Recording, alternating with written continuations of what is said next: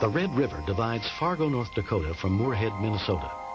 Most of this footage was taped along its frozen banks on December 4th, 1987.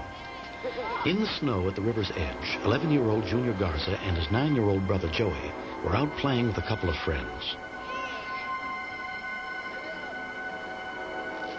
They found a dead squirrel lying frozen in the snow. Hey, look at this girl. Look at this girl. When a throw landed the squirrel 75 feet out into the frozen river, they dared each other to go get it. I dare you for nothing. No, you go. I'll dare you. I'll go, but you're going to give me a 3-piece crunch. Yeah, whatever. Finally, Junior Garza agreed to go out onto the ice. The river looked frozen solid, but the ice was only 2 inches thick. Junior, come back. You're going to fall in. Junior, don't go. I seen the thin ice that he was sliding on, and that's when he fell through the ice. He went up and down about 2 times, and then he went all the way down. Joey Garza ran to get their mother, and Clark Longy to call for help. The call to 911 came in at 4:14 p.m. Emergency center. My friend fell in the river. MP 211-231. I have a report of a child in the river. Party's calling from Riverview Heights. No further information. Within 4 minutes, firemen from Moorhead arrived with a boat. The boy was already trapped somewhere in the freezing cold water under the ice. We were basically confronted with a hole in the ice. His mother was out there screaming and hollering. Hurry, hurry, hurry.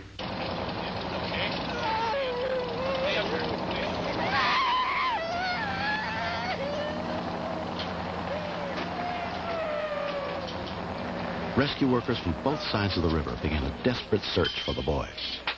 With the equipment that we had, we weren't prepared for that rescue because you got to get on the ice, you have to break the ice, and then get to the place where that individual has fallen in. The river was so murky you could probably see 2 or 3 inches down into the river.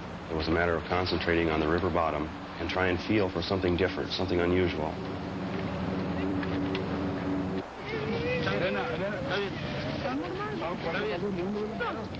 The work was backbreaking and dangerous. If a rescuer fell into the 32-degree water, he would be risking his own life. They were really intense. One guy in the front of the boat usually was trying to hold the boat's location with the pole, and then the guys in back of the boat were searching the water.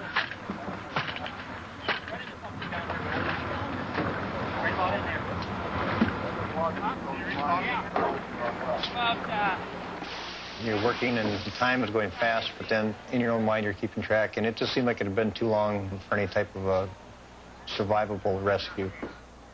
The boy had been under more than 30 minutes. The light was failing, the temperature was dropping rapidly, and hope was wearing thin.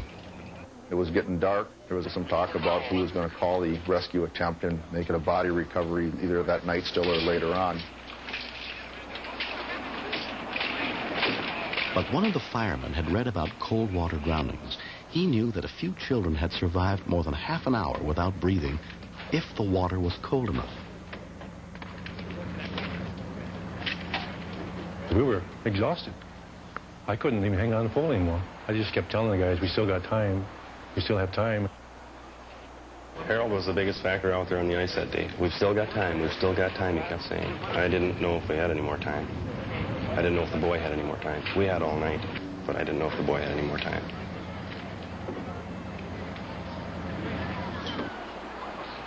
I felt something unusual on the end of the pole. Something soft, something different.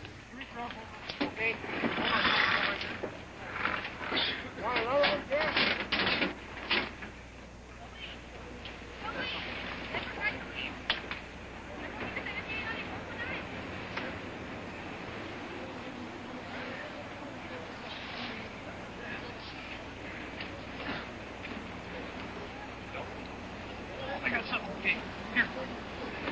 Here it is. Got it. Here, okay. What is this? Move the ambulance right away. Here, you're going to hit it yet, boys. Get over there. Pull it. Okay, go. He was blue almost to the point of being purple. It's like picking up like a water balloon. Hey,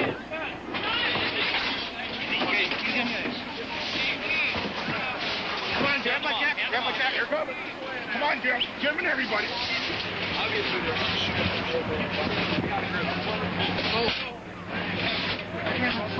okay.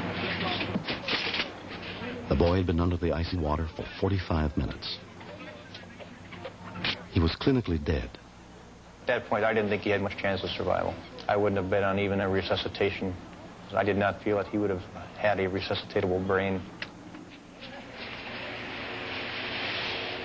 He was rushed to St. Luke's Hospital, where a team of medical specialists was waiting, headed by Dr. William Norberg. At 5 o'clock, a 11-year-old child was brought to the emergency room at St. Luke's Hospital. Until we give up all hope of his survival, we will keep him on maximal support, keep him on ventilators, and do whatever medical miracles we currently seem to be able to do to keep him going. They opened his chest and put him on total life support. His body temperature was 77 degrees. He had no heartbeat, no respiration, no brain activity. In your mind, you said, this is much worse than I had thought. His heart didn't beat. I mean, it just laid there, and it did nothing, and it was stiff and hard and cold. We pumped the blood from the heart-lung machine through a special filter, and gradually, with the warming of the body and warming of the heart-lung machine, it sort of pinked up in color, and all of a sudden sort of started to beat. At 10 o'clock, we were trying to decide whether he'd had irreversible brain damage. During this period of time, he had shown no responses whatsoever, no response to pain. We can make a body survive, but sometimes we come out with a brain-dead patient. By the next morning, the nation was waiting for each new update on the boy's condition, hoping that he would be all right. At about midnight, he moved his feet a little bit, and at 2 o'clock, he responded to touch a little bit, and today he seems to be responding to sound and to verbal stimuli. When Junior opened his eyes, I thought that he was remembering what had happened under the water. He closed his eyes and he was crying. I was crying, but see, I didn't want him to see me. 2.5 weeks later, just before Christmas, Junior Garza was released from the hospital.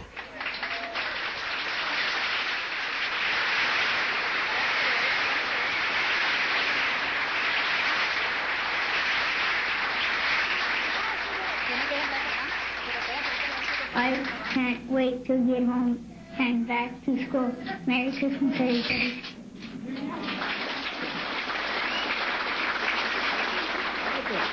That was the nicest Christmas we had ever had. The nicest one, because I had Junior home with me.